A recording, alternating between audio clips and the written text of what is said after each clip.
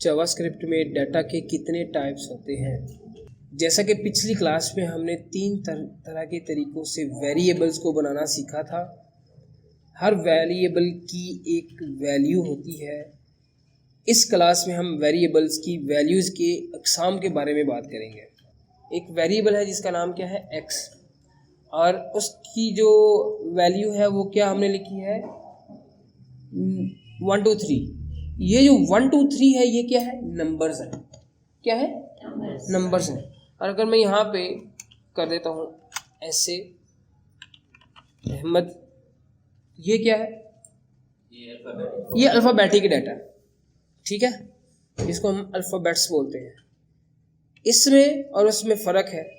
अब ये एक टाइप है, ये एक टाइप है जिसको हम बोलते हैं अल्फ़ाबेटिक, और वो जो था ये वाला, ये एक टाइप है जिसको हम बोलते हैं न्यूमेरिक। तो ये मुख्तलिफ टाइप्स है डाटा की, वैल्यूज़ की मुख्तलिफ टाइप्स होती हैं, उनके बारे में आज हमने समझना। ठीक है, अभी मैंने आपको अल्फ़ाबेटिक बता दिया और न्यूमेरिक भी बता दिया। अच्छा, अब यहाँ पे पहले पढ़ लेते हैं इसको। और इन्हें ही डाटा कहा जाता है, जैसा कि ABC या 1 2 3 वगैरह वगैरह। बुनियादी तौर पर डाटा को दो हिस्सों में तकसीम किया गया है, यानी कि दो ग्रुप्स में रखा गया है जो कि मंदरजे झैल है। पहले ग्रुप का नाम है प्रिमिटिव डाटा टाइप्स। ये पहला ग्रुप है। इस ग्रुप में मंदरजा झैल डाटा के टाइप्स मौजूद हैं। पहला जो टाइप है डाटा का सबसे इम्पोर्टेंट, ये समझ लें, उसका नाम है स्ट्रिंग। एक चीज़ मैं आपको बता दूं, स्ट्रिंग क्या होती है। आसान अल्फाज में समझा दूंगा, आपको बड़ी आसानी से समझ लग जाएगा कि स्ट्रिंग किसको कहते हैं। अब कहीं पे अगर मैंने लिखा 452, ये क्या है, ये एक न्यूमेरिक डाटा है। लेकिन अगर मैं 452 के स्टार्टिंग में और एंड पे इन्वर्टेड कोमा लगा दूंगा तो ये स्ट्रिंग बन जाएगा। ठीक है, तो ये चीज़ याद रखिएगा, जो भी डाटा इन्वर्टेड कोमास के अंदर होगा वो स्ट्रिंग कहलाएगा। ठीक है, बस इतना सा आसान। अल्फ़ाबेटिक डाटा जो होता है उसको हम इन्वर्टेड कोमास के बगैर, या डबल कोटेशन मार्क जिसको हम बोलते हैं, इसके बगैर नहीं लिख सकते। ठीक है जी, अगर मैं यहाँ पे डायरेक्ट ABC लिखूँगा तो ये एक्सेप्टेबल नहीं है। ठीक है जी, ये चीज़ याद रखनी है। यहाँ पे ABC जो है हमें इन्वर्टेड कोमा के अंदर लिखना है, तभी ये अल्फ़ाबेटिक जो डाटा है वो एक्सेप्ट होगा। यहाँ पे इस डाटा टाइप के लिए एक शर्त होती है, वो मैंने आपको बता दी कि अगर हम किसी भी डाटा को स्ट्रिंग बनाना चाहते हैं तो इसके लिए डबल कोटेशन मार्क लगाया जाता है, और जो कुछ भी हम डबल कोटेशन मार्क के अंदर लिखते हैं वो स्ट्रिंग टाइप कहलाता है। चाहे वो नंबर्स हों, चाहे वो अल्फ़ाबेट्स हों। अगर मैं नंबर्स लिखता हूँ तो वो तो न्यूमेरिक डाटा होगा, लेकिन अगर नंबर्स को भी हम इन्वर्टेड कोमास के अंदर लिखेंगे तो वो स्ट्रिंग टाइप बन जाएगा। अगर किसी भी डाटा का टाइप देखना हो तो हम एक कीवर्ड को इस्तेमाल करते हैं जो कि टाइप ऑफ है। ये एक कीवर्ड है और इसे लिखने का तरीकाकार क्या है, document.write, और इसके अंदर हम जो ब्रैकेट्स लगाते हैं उसके अंदर हम लिख देंगे टाइप ऑफ, और आगे वेरिएबल का नेम लिख देंगे, तो हमें पता चल जाएगा कि ये डाटा, इस वेरिएबल का जो डाटा टाइप है वो क्या है। मैं आपको दिखा देता हूँ। देखिए, यहाँ पे मैंने x की वैल्यू क्या दी है, ABC। ABC कौन सा डाटा है, अल्फ़ाबेटिक है। अल्फ़ाबेटिक नहीं बोलना, इसको हम बोलेंगे स्ट्रिंग, और स्ट्रिंग की निशानी क्या होती है, डबल कोटेशन मार्क होता है। अगर यहाँ पे मैं करता हूँ, मुझे देखना है कि इसका डाटा टाइप क्या है, यानी कि x जो वेरिएबल है उसका डाटा टाइप क्या है, तो मैं लिखूँगा document.write। यहाँ पे मैं लिखूँगा टाइप ऑफ, और आगे मैं लिख दूँगा x। तो देखिए यहाँ पे हमें क्या बता रहा है, ये स्ट्रिंग टाइप है। अगर मैं इसको हटा देता हूँ और मैं यहाँ पे लिख देता हूँ 1 2 3, तो ये क्या कह रहा है, इसका डाटा टाइप क्या है, नंबर है। तो ये हमें आसानी हो जाएगी, हमें बता देगा कि भाई इसका डाटा टाइप क्या है। वैसे भी अगर हमने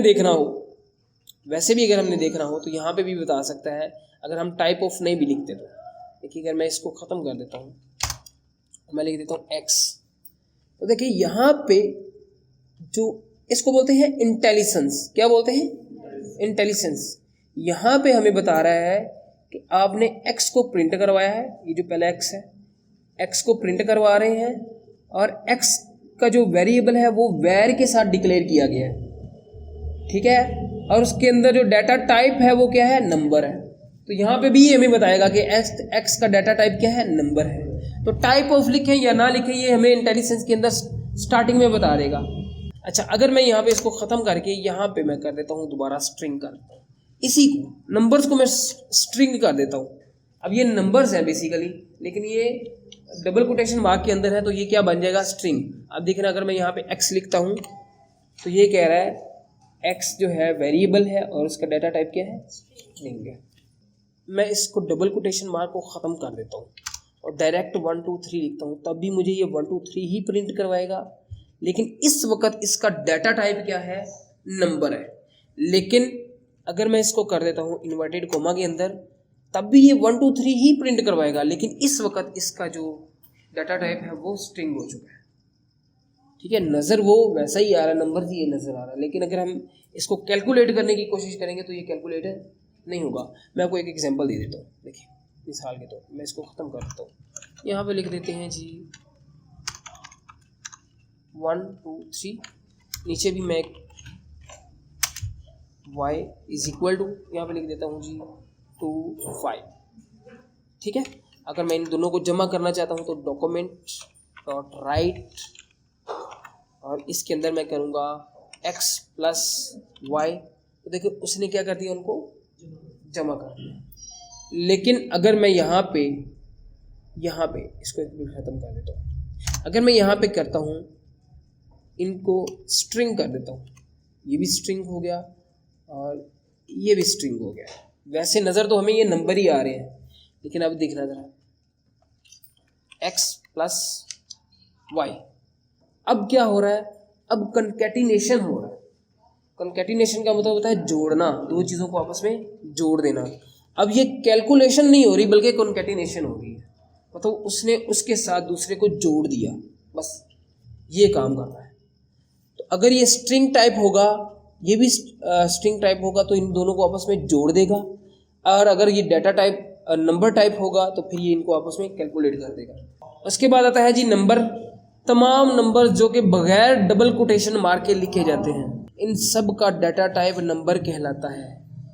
इसे भी हम टाइप ऑफ की मदद से चेक कर सकते हैं। उसके बाद आता है हमारे पास एक डाटा का टाइप है जिसको हम बोलते हैं बुलियन।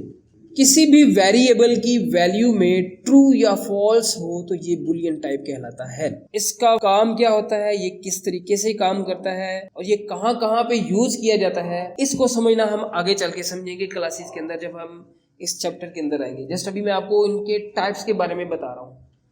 बुलियन डाटा टाइप के अंदर क्या क्या होता है? ट्रू एंड फॉल्स, बस ये दो वर्ड्स हैं, ये याद रखने हैं। एक ट्रू होता है, एक फॉल्स होता है। इनको मुकम्मल तफसील के साथ अगली क्लासेस में समझा जाएगा।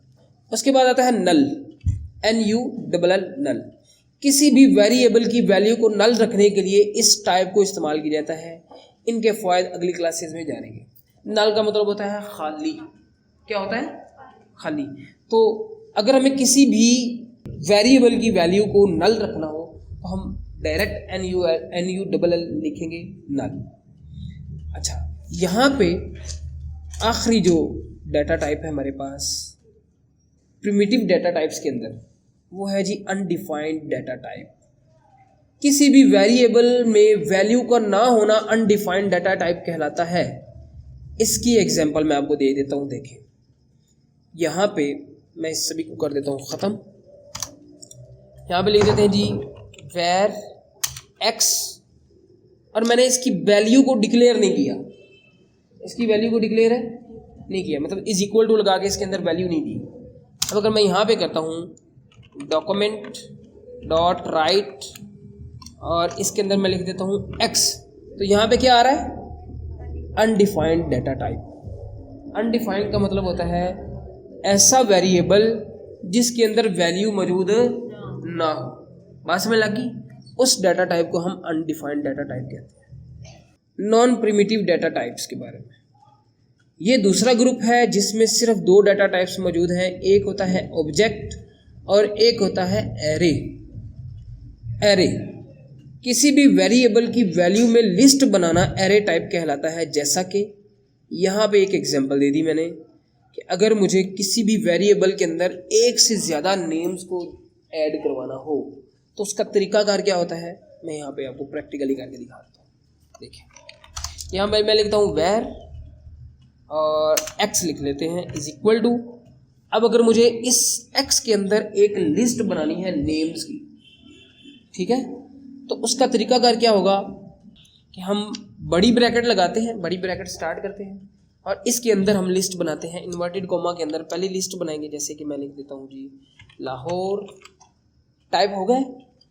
इसके बाद बाहर की तरफ कोमा लगा के फिर इन्वर्टेड कोमा के अंदर लिखेंगे मुल्तान, आ गया।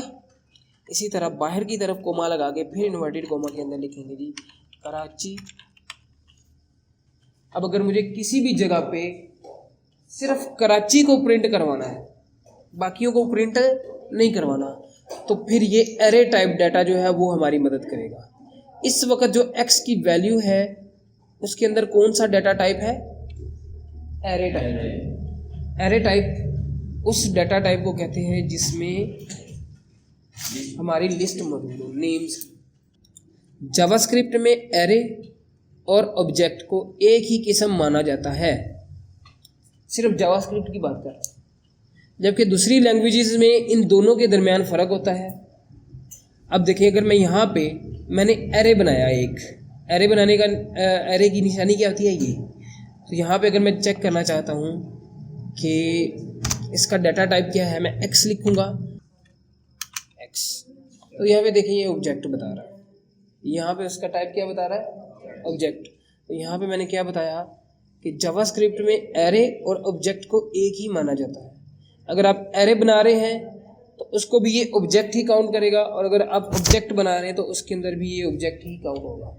लेकिन इनके अंदर थोड़ा सा फ़र्क ज़रूर है, वो हम आने वाली क्लासेस में तफसील से पढ़ेंगे, ठीक है। तो यहाँ तक था हमारे पास डाटा के टाइप्स। इन सारे डाटा के टाइप्स को आपने समझ लेना है। अगर आप लोगों को एरे की समझ नहीं लगी तो कोई प्रॉब्लम नहीं है, ऊपर वाले सारे जो है उनकी समझ लग गई। एरे टाइप को हम प्रैक्टिकली करेंगे, उसमें आपको इसकी सही से समझ लगेगी, ठीक है। चल